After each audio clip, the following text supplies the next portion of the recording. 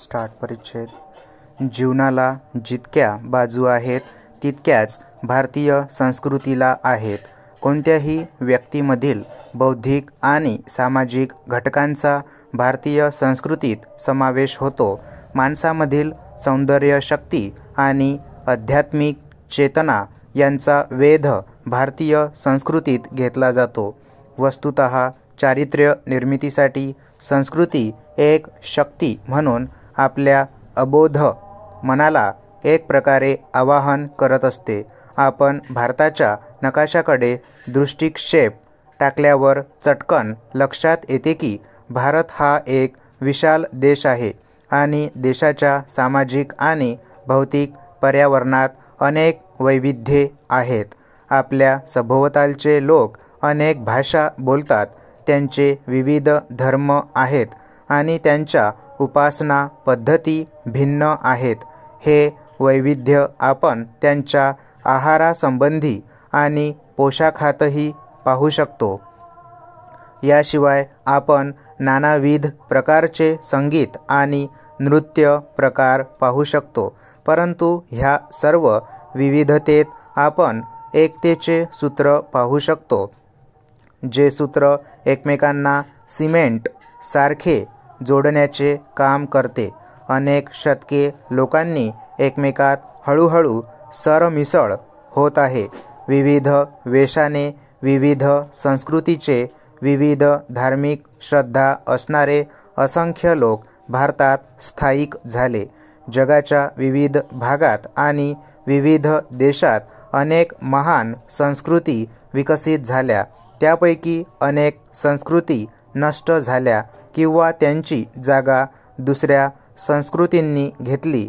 परंतु भारतीय संस्कृतीत सातत्य राहिले आहे. भारतीय इतिहासाच्या संपूर्ण कालखंडात अगदी आजपर्यंत काही चढ-उतार आणि महत्त्वाच्या बदलांची स्थित्यंतरे होऊनही भारतीय संस्कृतीच्या सातत्याचा ठळक सलग धागा अगदी आजपर्यंत आपण पाहू शकतो. परिच्छेद भारतातील सामाजिक व राजकीय स्थितीचा फायदा ब्रिटिशांनी घेतला. 18व्या शतकात मुख्यतः शेती हा लोकांचा मुख्य व्यवसाय होता.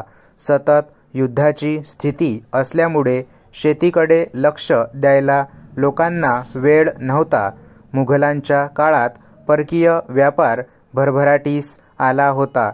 भारत मोती, रेशीम, खजूर, कॉफी, सोने, औषधे इत्यादींची आयात करत होता. भारत कच्चे रेशीम, रेशमी धागे, नीळ इत्यादी वस्तू निर्यात करत होता. भारतीय सुती कापड या काळात जगभर प्रसिद्ध होते. भारताचा या काळातील व्यापार अनुकूल असतानाही भारताची आर्थिक स्थिती सुधारू शकली नाही, कारण या काळात सतत युद्धे होत होती. सामाजिकदृष्ट्या लोकांच्या सामाजिक आणि सांस्कृतिक जीवनात एकात्म पद्धती नव्हती. हिंदू अथवा मुस्लिम दोन्हीमध्ये प्रदेश, जमात, भाषा, जात यांच्या आधारावर विभागणी होत होती.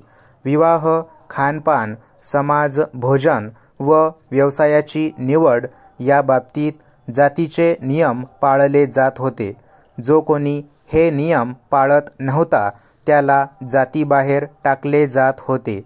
शिक्षकांचा त्या काळात आदर केला जात होता. शिक्षण प्रक्रिया परस्परात अडकली होती. अंकगणिताबरोबर विद्यार्थ्यांना लेखन वाचन शिकवले जात होते. मुली क्वचितच शाळेत जात होत्या.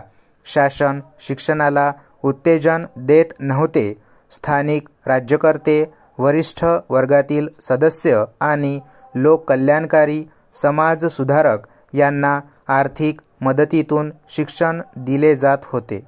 स्टॉप.